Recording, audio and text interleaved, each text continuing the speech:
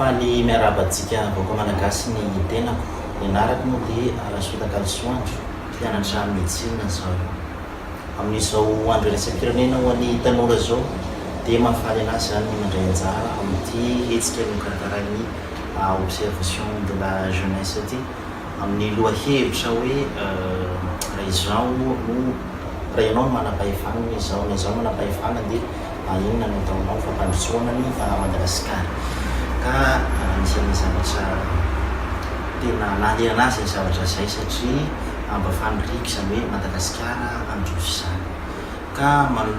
mialohany hidirako amin'izay lohahevitra izay dia mampatsiahy antsika vaoka malagasy hatrany tena manentana antsika mba hanaja ireo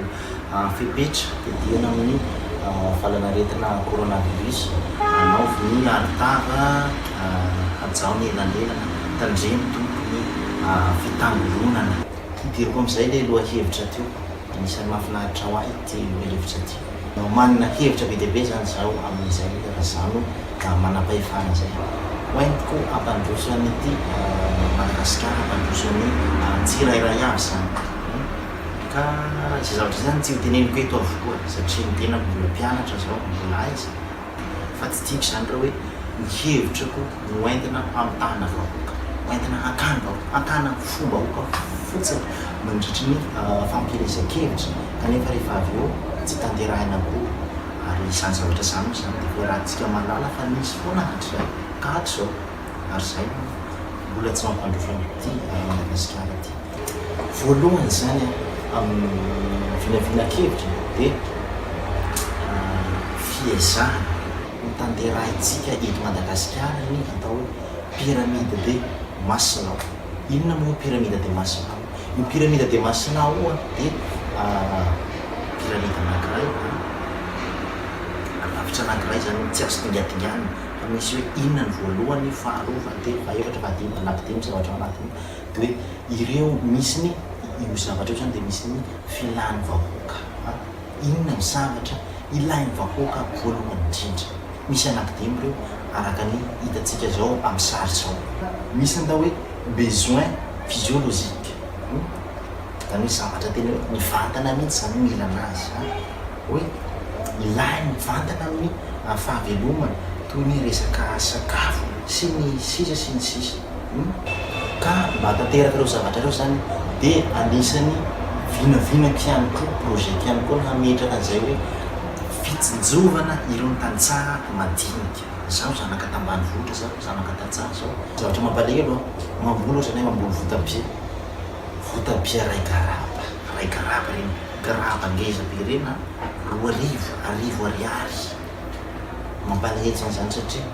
mitsemboko nijaly ianao namboly an'iny zavatra iny karakara ny zavatra iny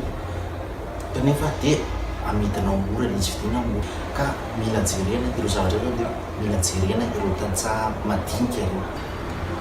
Manaraka izay zavatra izay ihany koa anisan'ny mba izao hitantsika eo hoe resaka hoe fandriam-pahalemana. Ka anisan'ny paikadiko zany dia hoe ametraka an'izay fandriam-pahalemana izay anatiny anaterahana izany dia hoe fijerena ireo miaramila sandary polisy izay tena vonona hiasa satria ny zavatra mampalahelo eto amin'ny firenentsika dia ny corruption na hoe akolikoly. Misy olona ny tsy hiasa akory ny dia nanaovan'ny polisy anaovana polisy kokory zandary tsy hiasa ny diany ao fa vola ny diany ao tsy ao anatiny fitiavan-tanindrazana hoe hiariny any vahoaka. Reny polisy misy zandary misy miaramila mamono vahoaka mampalahelo zany zavatra zany. Ka zany mila hoe fantinina tsara ireo miditra ireo zandary polisy miaramila. Manoloan'iza ankoatran'izay tsy tiako lalina ny pyramide de Masina fa nisany petraka ataoko anisan'ny paikady apetrako raha zaho manana fahefana. Ankoatr'izay ihany koa ny resaka fampianarana. Io zavatra io anisan'ny mahasarotiny mpianatra aho fa anisan'ny tena mahasarotiny aho io zavatra io ary tsapako fijaleo mpianatra, tsapako fijaleo ny ray aman-dreny mpianatra, tsapako fijaleo ireny mpampianatra sy mpanampianatra. Zavatra mampalahelo eto am-pirenentsika dia tsy mba omena lanja na hoe valeur ny fampianarana eto Madagasikara. Atao friariana fotsiny hoe anangana école ry atsy fa ireo mpampianatra reo ny fampianarana tsy omena lanja eto Madagasikara. Teneny zaho hoe raha ingako zany zaho dia misolo miteny zaho tsy mandany zavatra teneniko zaho teneniko enazy dia zay ary zataiko mivoaka ny zavatra teneniko fa tsy manome lanja ny fampianarana eto Madagasikara fa favabe fotsiny zavatra zay ka zavatra zay anisany anatin'ny venako zay azaho manana fahefana feno satria raha ny tokony izy dia ireo mpanabe ireo no mpampianatra ireo anisany tokony tsara karama sy voakarakara. Anatin'ny venako ihany koa hoe ireo mpianatra mandeha mivelana dia hojerena akaiky ireo mpianatra mandeha mivelana tsisy avela mijanona any mivelana ireo mpianatra mandeha mivelana ireo fa mila jerena izy ny mpianatra mandeha mivelana firy taona ny kontrana andehanany any efa vita izay taona zay mila miverina eto amin'ny tany sy miverenena izy nao anatanteraka ny zavatra ny anaran-tany fampandosoana ny Madagasikara fa tsy hoe nalefa any velana ny mpianatra dia tsisy contrôle hoe verina hoe izy sa tsy miverina any izy miasa amin'ny firenena hafa ilay firenena isany andray asana androzy tsy mety zany be dia be ny aloha malagasy ireo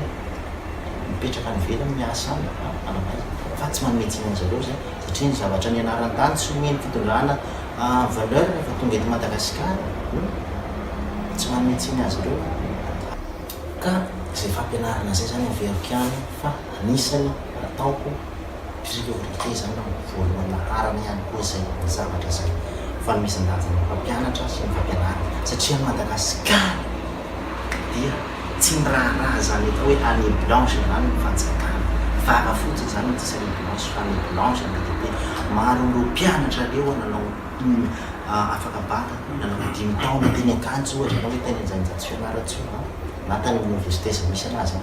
10 taona na 3 taona teny université fa miverina maina tsy nahazo diplôme satria manino satria tratran'ny grève année blanche ny mpampianatra ny fanjakana tsy mpampianatra fa ny fanjakana tsy mitady vahaolana hoe ahoana ny vahaolana hoentina irekitrena aziny zavatra zany dia antitra tsy nahazo diplôme dia miverina satria antitra dia miverina hoe andeha anambaly sy ohatran'izao. Eo ihany koa ny fijerena ireny fanomezana formation hoe fampiofanana ireny olona mirenireny satria ireny olona mirenireny dia anisany vahoaka malagasy ary anisany